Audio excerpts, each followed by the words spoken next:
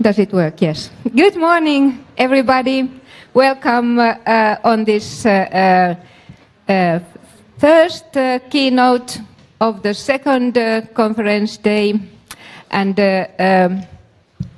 we have the great pleasure to welcome, after a pause of several years, as you know, first the pandemic and then the war, but very distinguished guest, Professor Gwendolyn Sasse from Berlin ZOiS, which is the Zentrum für Osteuropa und Internationale Studien, Center for East European and International Studies. ZOiS has a little bit similar profile as the Aleksanteri Institute, and we have also institutionally kept contacts over the years, and therefore also we are very pleased to welcome you, Gwendolyn. And a brief biographical note. Since 2016, Professor Sasse has worked with ZOiS since April 2021. She has been also Einstein Professor for the Comparative Study of Democracy and Authoritarianism at the Department of Social Sciences of the Humboldt-Universität to Berlin. Prior to that, she was Professor of Comparative Politics at the Department of Politics and International Relations and at the Oxford School for Global and Area Studies. She maintains her connection with Oxford as a Senior Research Fellow at Nuffield College. She is also a non-resident Senior Fellow at the think tank Carnegie Europe. Her academic career began with the study of history, Slavonic studies, and political science at the University of Hamburg, and led her to a Master of Science and a PhD in political science at the London School of Economics.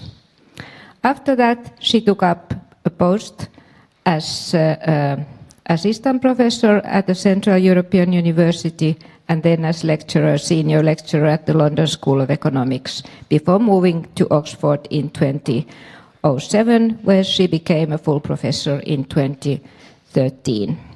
Her latest publication is Russia's War Against Ukraine from last year. And today, her keynote address is titled Questions about War and Democracy in Russia's War Against Ukraine. Yes, welcome. The floor is yours.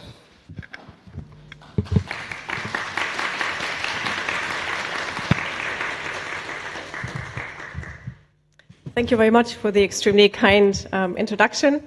It's a real honor and privilege to give one of this year's keynotes here at the Aleksanteri Conference. It is clearly one of the main international meeting places for scholars on the regions that we're interested in. I deliberately use the plural here. And this year's conference theme puts the emphasis on resistance to authoritarianism, and it also uses in the title words like civil society and solidarity. And there's one country in our regions of interest that is demonstrating resistance and resilience at the most fundamental level, literally fighting for its existence as a state and a nation, and that is, of course, Ukraine. The level of military and civilian resistance with which Ukraine has reacted to the full-scale invasion by authoritarian and imperialist Russia is in many ways a logical continuation of developments before 2022. The point here is not to paint too linear a story with hindsight, also keeping in mind that many indices categorized Ukraine as a transitional or a hybrid or an electoral democracy before 2022, and with its quality actually a bit below the early post-2004 years, but rather to identify patterns and trends that were known or studied before 2022 and that have gained in urgency and in visibility. And furthermore, I would like to today ask some questions which may help us understand the current war better and to place it in the comparative study of war and democracy. Thus, my focus today is the link between regime type and war In particular, the link or the links between democracy and war, or put differently, between resistance against authoritarianism and takeover by a neighboring neo-imperial power. I have deliberately chosen to talk about questions about war and democracy amidst a brutal war and a field of comparative research that is still inconclusive. It seems more appropriate to me to ask questions rather than pretend to give definitive answers. The need to ask these questions, however, is pressing, given the stakes involved in Russia's war in Ukraine and the many clear signs of the war impacting democracies and also authoritarian states globally. So what does this war have to do with democracy? A lot. On the one hand, there is very crucially the central axis in this war. I argue, and have argued in my book as well, that you have, on the one hand, Ukraine's choice for democracy, and on the other hand, an authoritarian state that sees precisely this democracy on its borders as a threat. So the central tension between the two ideas and systems runs through this war, is at the heart of this war.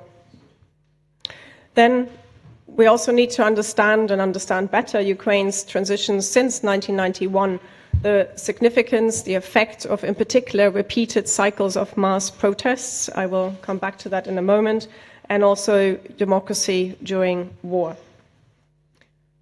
And we can also see that democracies in Europe and beyond have mostly, I put it in brackets, willing to support Ukraine, but we also see increasingly, as the war lasts for a long time, increasing polarization and instrumentalization of this war, which shapes and reshapes democracies around the globe.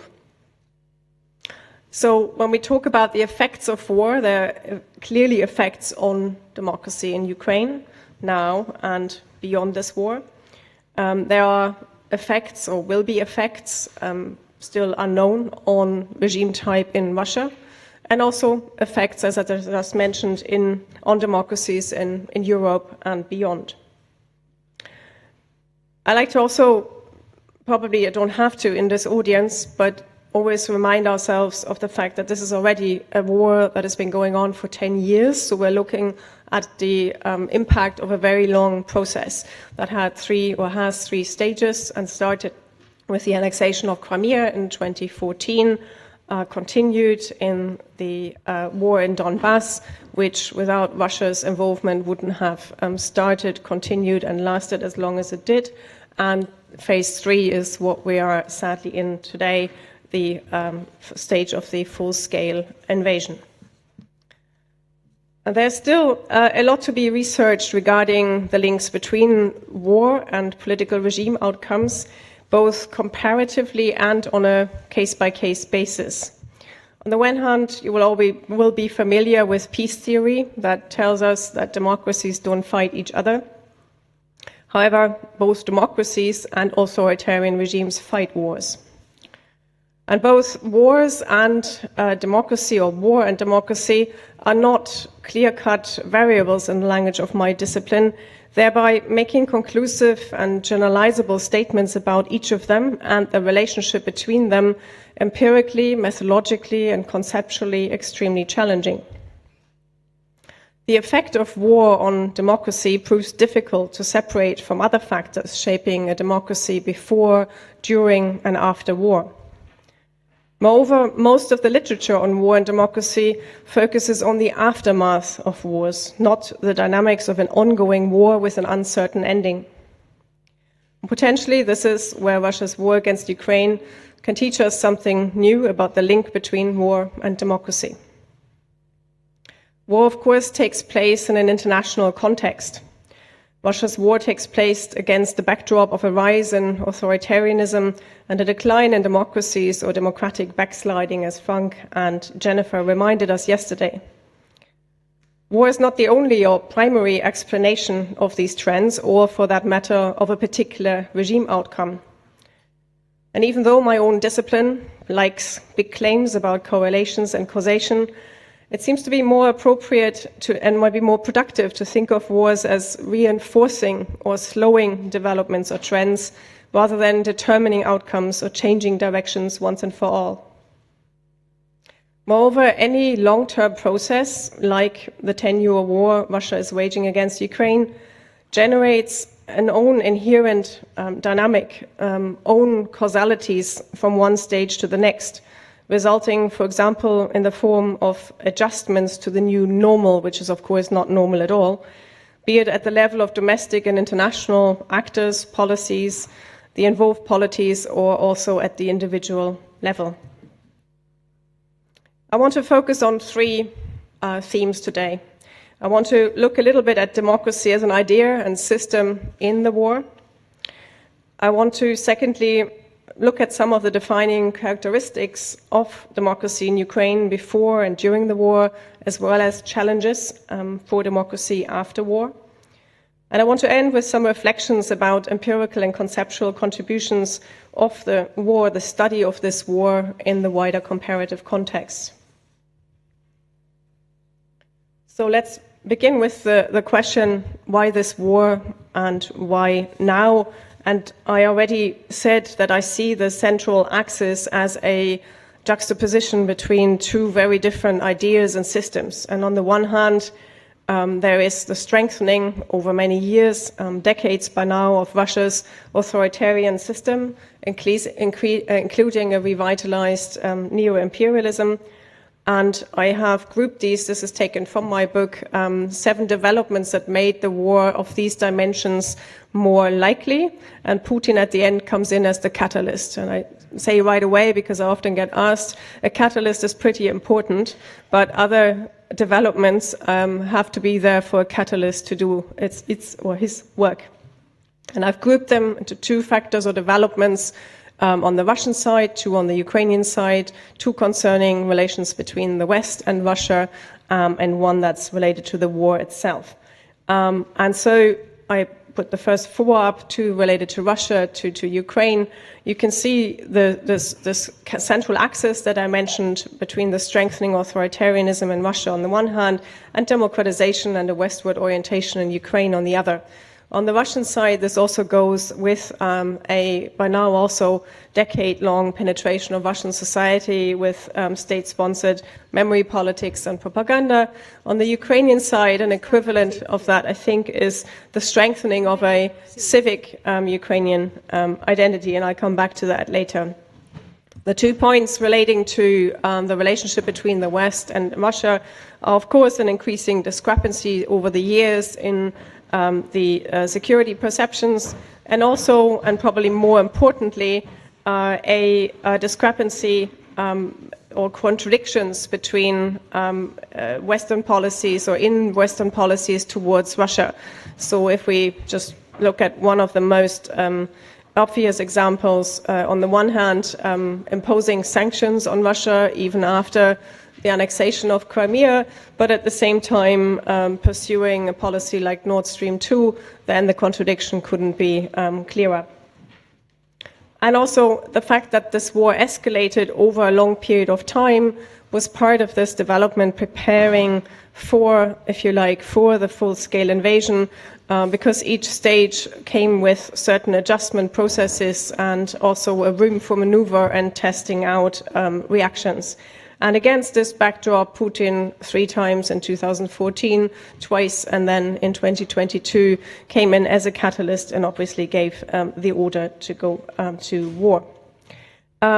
If we look at the political systems, and I've used this image as a kind of symbol of the system, you see Putin and Scholz sitting rather far apart from each other, then I think one element that in our discussions of authoritarianism probably merits more attention again than maybe it has been given in recent years, and that is the Constitution of 1993. So if we go back to that, we see that this is a constitution with a lot of potential for authoritarianism. If we, for example, look at the presidential decree powers that were laid down here. So it's a constitution that creates room and space, which then was in particular used by Putin from 2000 onwards. And I've put the central elements, or some of the central elements of the system up here. You're very familiar with it, from the personalization, the centralization, the focus on the Siloviki, of the security apparatus, also the dynamics of increasing repression. On here too, a close link between the domestic and the foreign policy. That, of course, is always the case in any system, in any regime. But if we look at, for example, the annexation of Crimea, we can see the very direct link that one is used to also boost the legitimacy of the system overall. And overall, also a trend of increasing depoliticization of society. And an inherent imperialism. I don't see the imperialism as something separate, but it's part of the systemic definition of authoritarianism in Russia, as I would talk about it.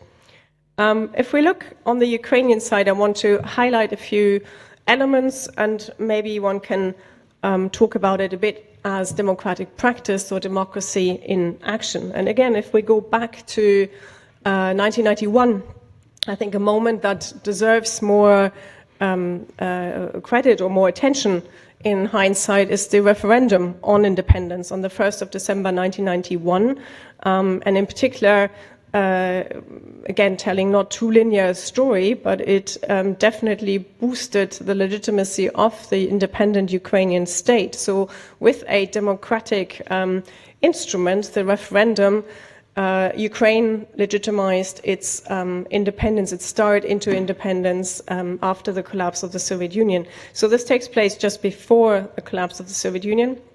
And maybe some of you have the figures still in your heads. The interesting thing is that with an extremely high turnout, over 90% of the citizens of the Ukrainian Soviet Republic voted for independence. And this support is almost equally strong across the whole country. I say almost because Crimea is a bit of an exception, but still a majority, 54%, even then vote for independence of Ukraine. In regions in the east of Ukraine, like Donetsk, Kharkiv, and Dnipropetrovsk, the support is between 80 to 90%, and turnout is high, and also in those regions, even in Crimea, it's around 70%. So this is a starting point where, if you go back, and one day I might actually do this as a project, to look more closely at what people thought of when they voted for independence, then this will include many different things. But nevertheless, the baseline of a demand for and a legitimate start, therefore, into independence is this reference point. And I think this is important to frame developments that follow and also that we observe today. Then, if we look at territorial challenges inside Ukraine, then Crimea was clearly such a challenge in the 1990s, not in the run-up to 2014, but in the 1990s. And again, it's a process. It was a challenge, and it was managed. The integration, fully integrating Crimea into also the public's perception of what is part of Ukraine, and Crimeans' perception of being part of Ukraine, was managed again through a partly done by design, partly by default, but through a process of negotiation between Kiev and Simferopol. So this is a process of an endless almost endless constitution-making process, both at the national level and at the regional level, where despite, and I won't go into the details here now, despite potential for different kinds of conflict in and around Crimea, this negotiation was channeled into this constitution-making process that ended with a very weak, but nevertheless constitutionally embedded autonomy for Crimea. The important factor here, of course, was also that this mechanism, a democratic negotiation mechanism, could become so important. That was enabled because Russia took a very different stance at that moment than it did in 2014. And Yeltsin was busy with territorial challenges and reforms in Russia, and deliberately did not get involved and did not support claims for autonomy and separatism and so on at the time. So then another important component, and again it's a continuity. As you can see, I talk more in terms of continuities, both on the Russian side in terms of the system it became, and also on the Ukrainian side. And it's the important element that Ukraine is, of course, through its history, an extremely diverse country. Diverse not only in terms of language and ethnicity, but also region, in terms of the economic structures, and many other things. And it's a story, a history of managing that diversity, in particular since 1991. That issue is often shaped, maybe not in this room, but in the wider public debate, by many misconceptions about clear dividing lines between East and West, and Russians and Ukrainians, Russian speakers, and supposedly pro-Russian parties, a shorthand which has not been an adequate description of what went on in Ukrainian politics, but is still, in particular, also in the public and media discourse, often used. But the fact that diversities of different kinds have to be and had to be managed has shaped the Ukrainian political system, and also the relationship between state and society significantly. So you had to, and whoever was in charge in government, in the president's office, had to balance different interests and different elements of this diversity, which is an important component of democratization. And there's, of course, a long ongoing discussion about identity with relation to Ukraine. We could discuss for a long time also categories we use to describe that. I do a lot of opinion polling, and the categories we use to ask people about their identities are obviously also, that's the methodological challenge, part already of the result we generate. So we need to, if we only give choices, a forced choice between Russian and Ukrainian, we get a lot less nuanced than when we include mixed identity categories and so on over time. But what the overall trend, the most significant trend that has been shown by lots of research that was perhaps beyond the academic realm, not sufficiently noticed, is that the significance of the civic identity was strong and strengthened over time. So this really is, I think, continuing the story from the starting point of independence in '91 and that referendum, and an identity that is, this, with all the diversity the state entails, focused on the notion of citizenship, that you are a citizen of this country. So that's what I mean by civic identity. And then we come to the cycles of mass mobilization. And it's rare to have mass mobilization. It's even more rare to have this several times with hundreds of thousands of individuals coming out in a very short period of time. And I just show you some of the pictures here from 1990. So again, even before the collapse of the Soviet Union, the so-called revolution on granite. In Kiev, you also notice similar protest aesthetics and also the spaces of the protests that are used to become iconic, and also the memory of those taking part and those who see the images. Ukraine without Kuchma, the president at the time, and if we move on, the more familiar images, the Orange Revolution of 2004, that broke over electoral manipulation, and of course the Revolution of Dignity, or the Euromaidan 2013-14. So when countries go through mass protest, be it one or be it in particular several within this very condensed period of time, and it was always about holding the government to account, and very often, even in the last big one, 2013-14, holding the government accountable, and also a stance against corruption was at the heart of it, although the trigger was that unsigned association agreement with the EU. So there's also continuity in terms of the claims leveled against whoever was in government. So there are many effects of mass protests. I won't go through all of them. They come with hopes, disappointments, but most importantly, I think they create networks, and they also they politicize and become part of an idea, part of a memory. I think it's interesting that if you ask people today did you participate in the Euromaidan? Many more. It was a large protest, and it was also protests in other parts of the country, including in the southeast.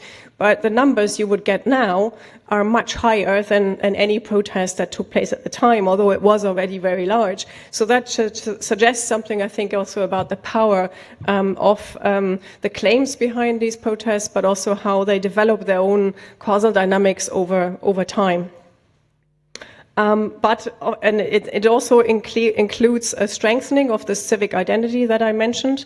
And here I want to highlight, and this is again a methodological challenge for our study of this, because often we focus on civil society and civil society actors in the sense of organizations, but what protests bring out, in addition to activist networks, are individuals, ordinary citizens. And this is connected to something we then see very strongly in Ukraine over time, again, not with one moment from when on it starts, that there is a high level of volunteering and other forms of civic engagement, which are not all captured by, or for the most part not captured by, looking at civil society organizations. I found it interesting over many years before 2022 already, if you ask for trust, who is trusted or who was trusted, again, this is continuous before the invasion and after. So the army comes out top usually. And then in the top 2, 3, the president features somewhere, then civil society organizations, but also volunteers, so other citizens. So that's in a way the army and ordinary citizens in the sort of top 2, 3 consistently over a long period of time is an interesting element, and also, however, forces us to look more closely and see how we capture and measure something like that. So, but also, of course, these mass protests are also one effect of them is also they become one part of the story to the annexation of Crimea, the war in Donbass, and the full-scale invasion. So that is also clearly linked to that. I just want to show you a couple of pictures. Don't worry about any of the details now. If we look at presidential elections in Ukraine, there was a regional divide that you can clearly see in the colors here, also in 2010. If you look at the local level, and I've chosen the 2015 local elections, you see very clearly much more colorful maps. So again, what are we picking up when we talk about divisions, political divisions, which we then, on top of which we might put other elements of the diversity I talked about, or if we look at national local level, the picture looks fairly different. And then if we come back at the national level to 2019, the picture looks like this, and we have a surprising result, really. Such a clear majority for Zelensky, with one exception in Western Ukraine. So these are elements of both the diversity, political diversity, the civic identity, and also some unifying elements in this as well. We have, together with Olga Onuch from the University of Manchester and an international team, for a number of years tracked public opinion. We're cooperating with KIS in Ukraine. And I just choose a few elements here. We've continued doing this until February 2022. It was a panel survey, then come cross-sectional updates on that. So it's not entirely correct to put this in one slide, but to indicate some of the trends. And if we look at the black line, the approval ratings for Zelensky. So after this huge electoral victory, clearly, and how could it not be, also going through the pandemic, for example, approval rating dropped, but the approval ratings were still higher than any other president before him after certain time intervals into their time in office.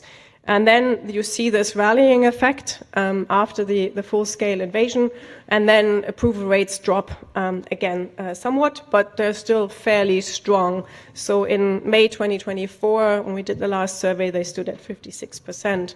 That is a different question, and I think that highlights that we also need to pay close attention to how others ask questions or think about how we frame questions in surveys. If elections were held, would you vote for Zelensky? The pink line here, 27% in May 24. So that looks a lot worse.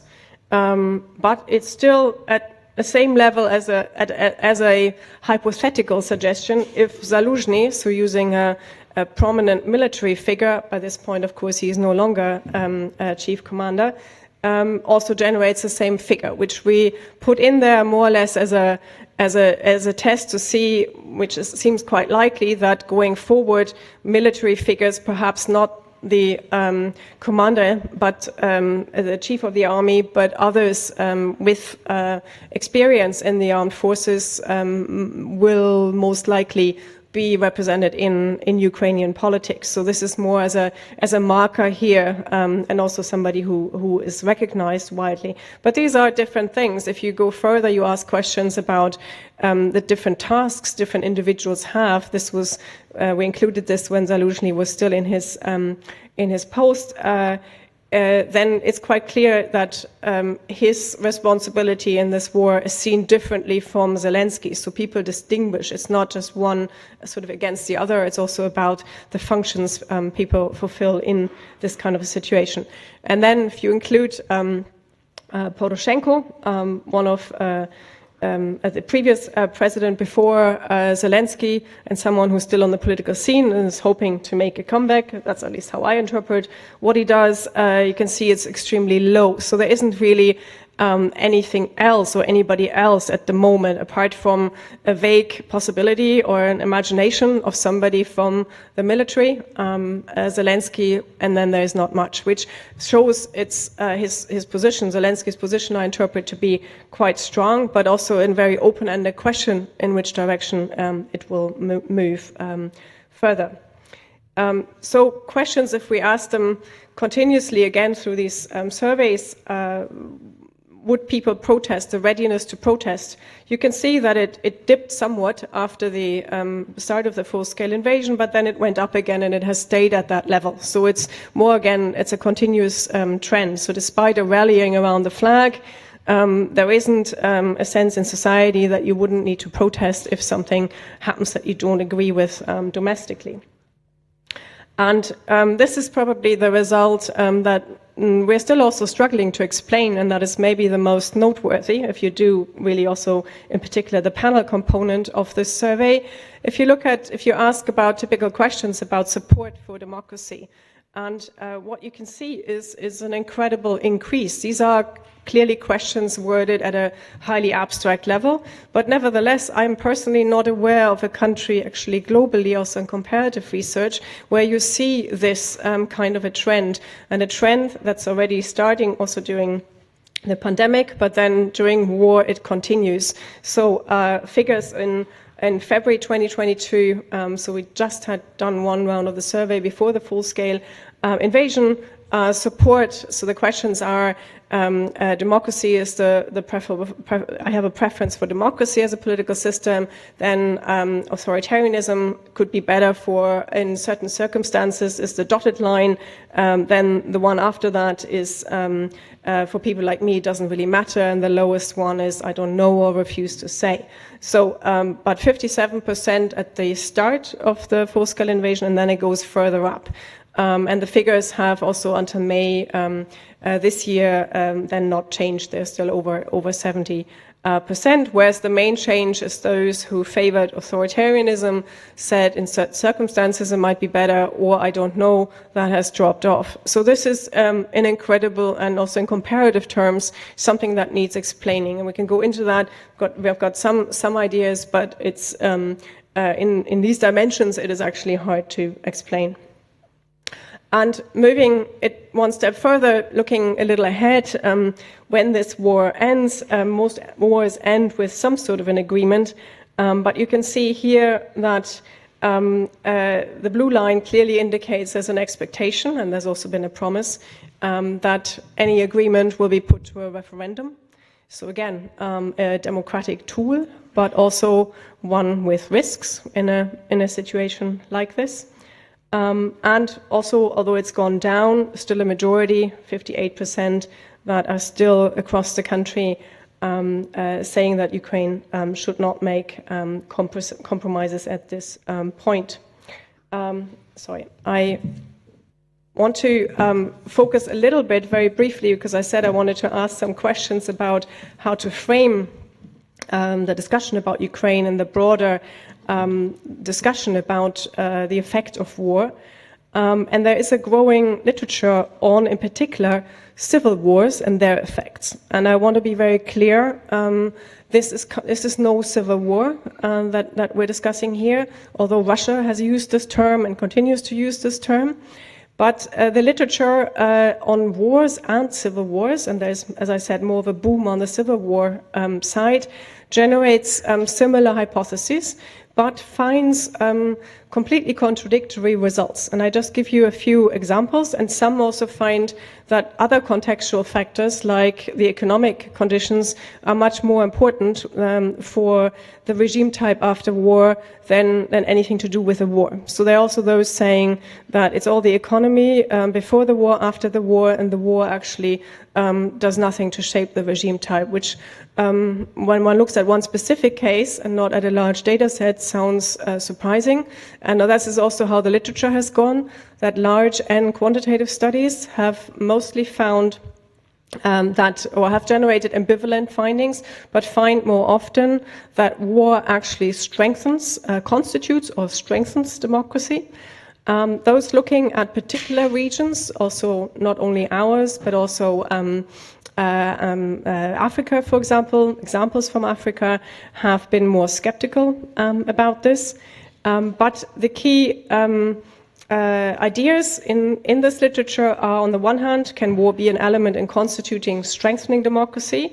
It's often grouped around, I would say, 4 issues. So the solidarity created during war could make for a start into or reinforce democracy. And the second conglomerate of arguments are around the costs of war. But there again, some have also talked about in terms of paybacks that are necessary for the effort during the war, has generated findings both more into the direction of strengthening democracy and the opposite.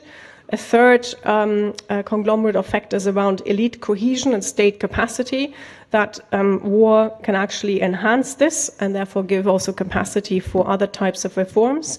But the reverse has also been found to be true.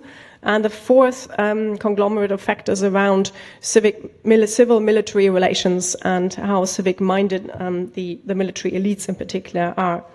And variations of this argument have also been that if you look at the majority of democracies emerging after 1945, they're still in existence, and they seem to be characterized by greater durability. So a variation of this argument that war can strengthen democracy has been maybe democracies become more durable after war. And a variation again of that argument is if there was a democracy in place before war, as some have argued and found in both quantitative and qualitative work, it's less likely afterwards to maintain itself, whereas if there was an authoritarian state, war opens up a political space, and therefore a democratization is more likely. So you can see even within that first group of arguments about constituting or strengthening democracy, we find extremely contradictory results. A second field is talking about the quality of democracy after war, and many have found that there's a tendency that there's rather a sort of a baseline democracy, electoral democracy after war, rather than the full-fledged definition of liberal democracy, in particular linking it to various trust issues in particular. A third group of arguments is around peace agreements. So the way they come about, have been negotiated and are then implemented, could facilitate democracy, but have also been found to do exactly the opposite if they unravel or if they're not seen as just. Variations of this are if you have peacekeepers in the country, again, results have pointed in completely opposite directions. Sometimes it helps, sometimes it doesn't help with democracy because it can perhaps postpone that moment of holding elections, for example. Then a fourth part of the literature looks at the short-term and more long-term effects of this rallying effect of solidarity or inclusiveness during war. And there the question is, and we can see, I think, some possibilities for that as well, new societal cleavages emerging out of the war, which can shape democracy in, again, different directions. And the fifth, how I read it, a group of arguments is around whether war mobilizes and leads to more participation. And again, the results are, both in quantitative and qualitative work, contradictory. Some find that the generation that comes of age during war is more mobilized and participates more afterwards. But there's also a large literature that shows that different traumatic events actually depress, in particular, electoral participation. So what do we make of this? So as planned, I've given you many more questions than answers. And it shows how inconclusive the literature is. But I think some of these questions from the rather varied literature on wars may help us to understand the dynamics and also some of the prospects for Ukraine a little better. And I want to end with something more concrete, so back to Ukraine, where I see some of the challenges for democracy going forward. So on the one hand, martial law at the moment is clearly not perfect democracy. In fact, it's an incredibly centralized decision-making process, and this could also or will shape things to come. So how you come out of martial law and what replaces that is not an easy question. However, I also hasten to add that democracy during war also means martial law has to be extended by Parliament regularly. So it's not that Parliament is not involved. And if you think about Ukraine's reforms towards EU accession and even the first stages, the first steps necessary to actually open accession negotiations with the EU, Parliament has an important role, and there's a lot of legislative work going on even during war. But I think you get the point with this centralized system in martial law. This is not an easy scenario to come out of towards democracy. So the issues of how much centralization and decentralization there will be, in particular in a context that is then is already shaped by very difficult and comprehensive questions about reconstruction and recovery. On top of that, EU accession, both these processes need the bottom up, but are often built around a more top-down dynamic. This comes on top of, in Ukraine, the centralizing tendencies now and decentralization that has advanced quite far. So also pressures and potential from the bottom up. So there has been a long discussion already about whether there should be or should not be elections in wartime. We can go more into that if you like. For Ukrainians, this is not an issue at the moment. It might become one, but during martial law, you can't have elections. And it's been more an issue outside of Ukraine to say that Ukraine should have elections at this moment in time. This high degree of social mobilization that we saw before the full-scale invasion, as I outlined, but that we see in many different forms of engagement now, civilian and military resistance. So everybody's engaged in something, from donating funds to fighting in the army and many things in between. But how do you channel that into political institutions and political processes? And so that also bears is not impossible. And you can say, and I would err on that side, that this is the starting point of further civic engagement, but to actually link that to political institutions is not that easy, and we can see that approval ratings of the Ukrainian parliament are still as low as ever. So it's not that this is already translating neatly into support for trust in political institutions, the need for thriving democracies. And this is related to trust issues there as well. I already mentioned that the political landscape will be reconfigured. Sometimes Ukrainian politics now is being talked about, or when we talk about the future Ukrainian political landscape, it sounds as if we think of all the characters that were there before the full-scale invasion or further back. But clearly I think this will be one of the major changes, that the political landscape will be really reconfigured, and we don't really know yet how exactly, but that will decide quite a lot. And I already mentioned that these logics of different processes, big processes that are going on now and will go on after the war, they are not identical or immediately identical with the consolidation of democracy. And on the conceptual side, let me just say that clearly the outcome of the war will define regime types to at least a significant degree. I cannot quite imagine, despite this inconclusive literature, a different scenario. We see the power of democratic ideas and also how they can translate into resistance during war. We see it's a source of real resilience, and the war has really reinforced many trends that were there in Ukraine before. The choice for democracy, also the choice for example, EU integration. But on the institutional side, as I mentioned, new challenges present themselves. And I will end with this just saying that I think overall the paradox maybe that we're left with, and maybe it's not a paradox, maybe it's just the reality, that war in different time periods and with a different focus both strengthens democracy in some ways and also weakens it at the same time. So maybe without it being sort of the cheap, easy route through this rather inconclusive literature, I think we see in this interstate war a clear tendency towards both. Thank you.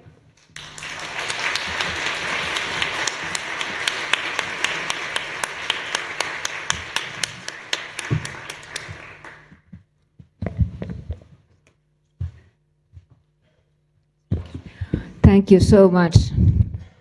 Excellent. In less than 1 hour, such a package of high-level information on developments in Ukraine.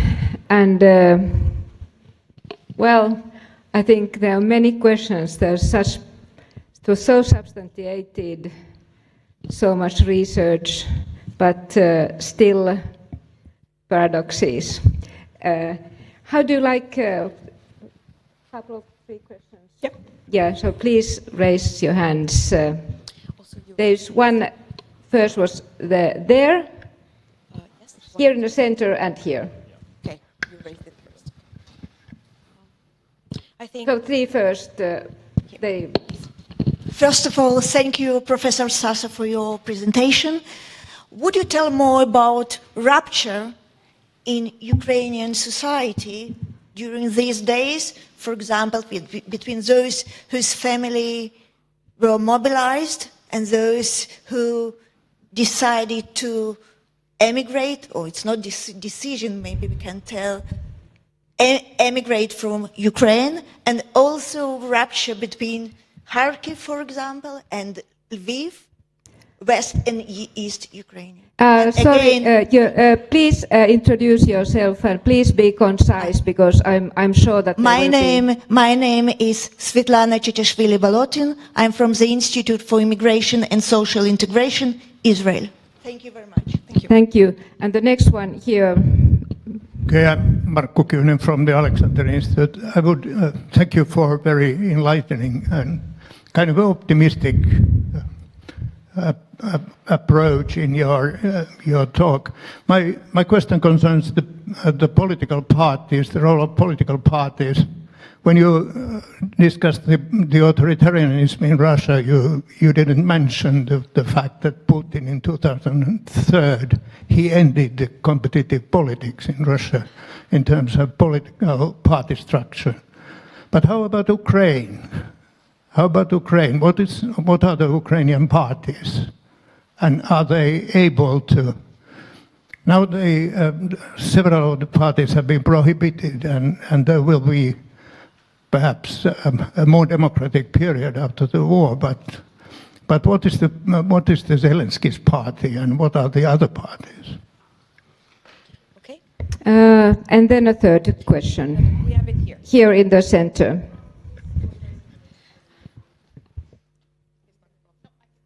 Okay. Okay. Hi, I'm Cindy Buckley from the University of Michigan. Professor Sasse, thank you so much for this presentation. And there was one variable I'm kind of interested in hearing your thoughts on, and that is looking at more recent wars, more recent conflicts, the importance of international assistance in the post-war period, and particularly from what type of regime that assistance comes from, and whether or not that adds to what is already a complex but really engaging model. Thank you. Okay, these were no easy questions. Shall we take still the fourth? Hello, I'm Yulia Trishonok from Helsinki University. Thank you very much for your presentation. So you started by stating that Russia and Ukraine have chosen different ways, different paths. Authoritarian system and democracy, and that led to a conflict. So I wanted to ask your opinion. Do you think that there was some chance for resolving this crisis in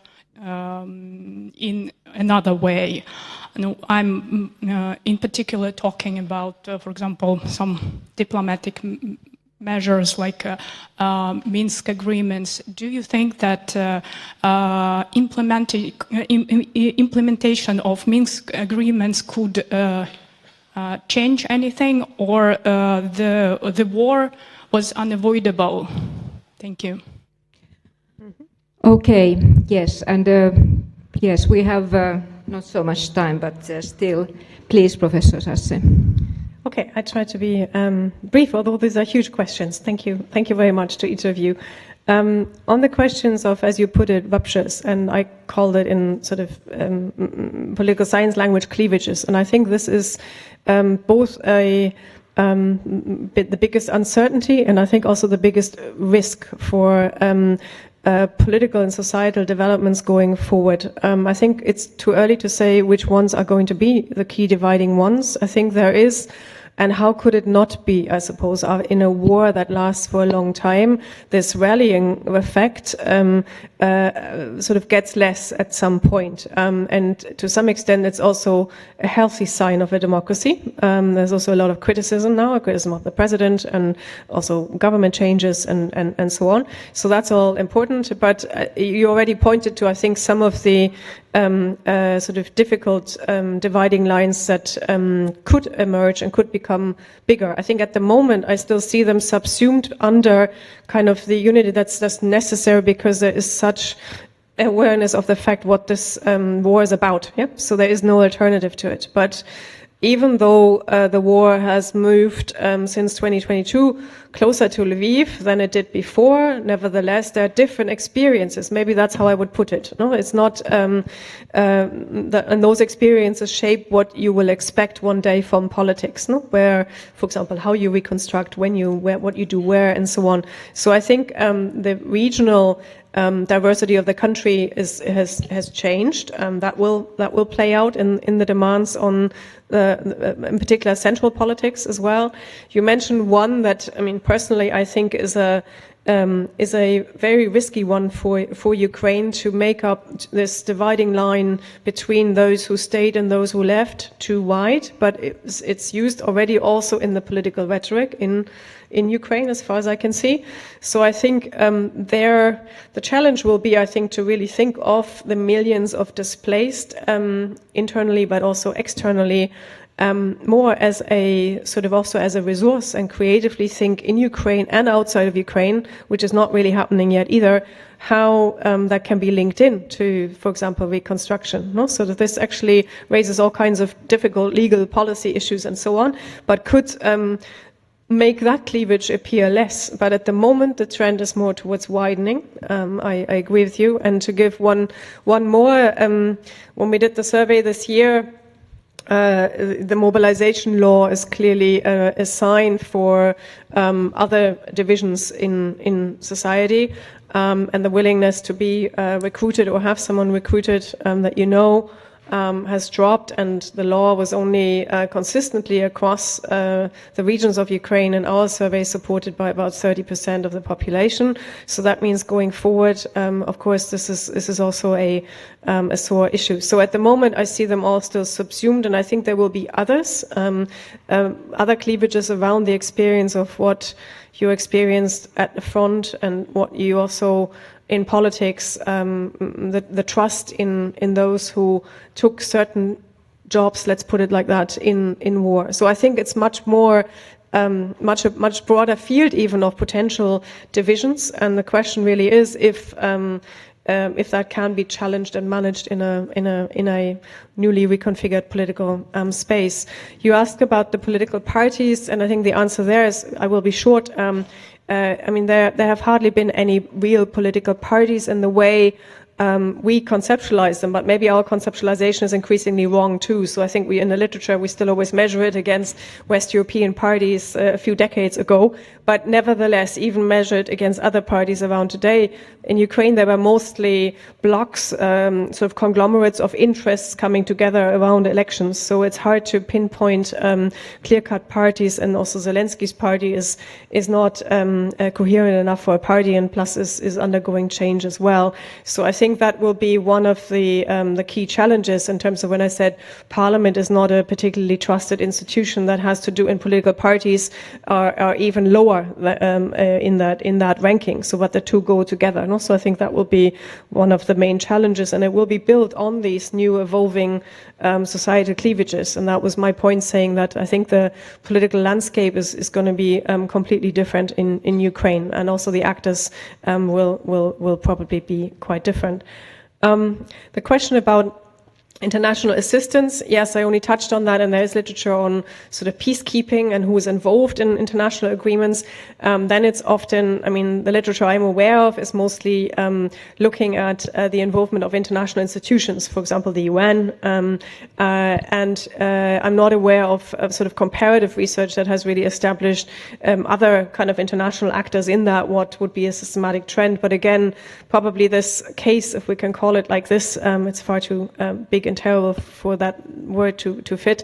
But maybe that is what this would also contribute to, that comparative literature, and of how you even get on I would assume on a much more global scale at some point towards some sort of negotiations and what follows from that. So I can't think of an equivalent in that sense. I'm usually skeptical to say something is unique, but I think on this scale, and also the types of regional and global power relations changing around this beyond the territory of Ukraine, I think will be something new and something that we need to clearly understand and study.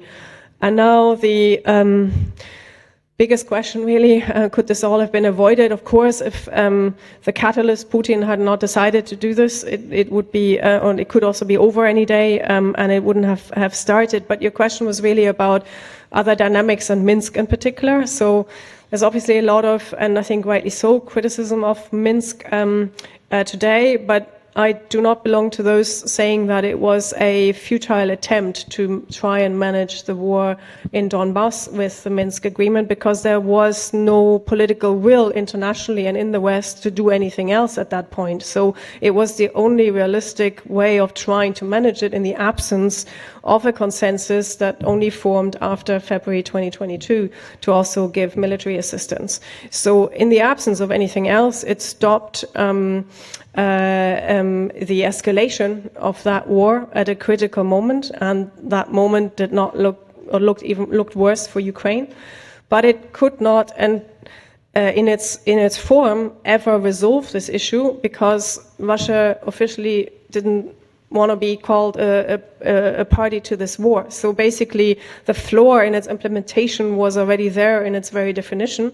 And it was in Russia's interest to keep the situation going as it was, to weaken Ukraine. So there was no intrinsic interest in making this work, but rather in making this tick over. So where I think the problem starts is that then Western policymakers kept, and also prominent German ones among them, kept talking about the implementation of Minsk like as a mantra when it was obvious that it couldn't be implemented the way it was written, and it was very quickly beyond the time frame set and the ordering of the points. There was no agreement on that, and there was no kind of interest in making it happen, and it disadvantaged also the Ukrainian side. They had to sign up to it at a very tough moment in that war. So, but there was no, at the time, it's, with hindsight, one can say other options could have been discussed and would have been possible, but that would mean that we don't recognize the fact that there was no political will on the part of the Western power to do other things. So I think in that sense, it's nevertheless not an unavoidable path. No, sort of no war, no big event and war among them is ever unavoidable. No? So it's that would be terrible if we say the deterministic development leads us straight to that. And there are quite a few who now say, and mostly those unlike us who haven't studied Russia or Ukraine, who know it was always meant to happen and so on. This is a dangerous argumentation at many moments, because this takes so long until the war gets to the full-scale invasion and beyond. There are many moments where things could have gone differently, no? And in particular, I think on the Russian side, but also in the interactions around it. In terms of the negotiations, I mean, there were attempts. You could say, did this happen too late? But around the end of 21, there are attempts to negotiate, but it's pushed back by the Kremlin. So there are the West, NATO, the US was not willing to agree to move back beyond or back to before NATO enlargement, but they signaled there's some room for negotiations around deployment, for example, and that was considered secondary and was pushed back. I'd also like to remind you of it that even in the days and weeks after the start of the full-scale invasion, Zelensky and his team of negotiators, who traveled to Belarus, hardly neutral territory, twice, put a lot on the table for negotiations, but it wasn't enough. So it showed that even at that point, the issue of neutrality was on the table, but it was wiped away by the Kremlin, by Putin. So there are certain moments that could have changed the dynamics dramatically, but ultimately there I think we end up with the catalyst and also the system. So not just Putin as a person, but the system and the society around him. Sorry, that was a long answer and not a very conclusive one. But let us thank Professor Sasse for this wonderful presentation. Thank you.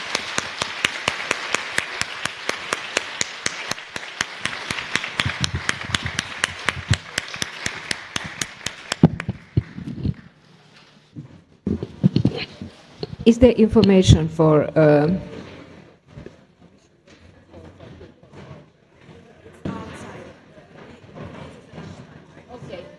Now it's time for lunch. Thank you.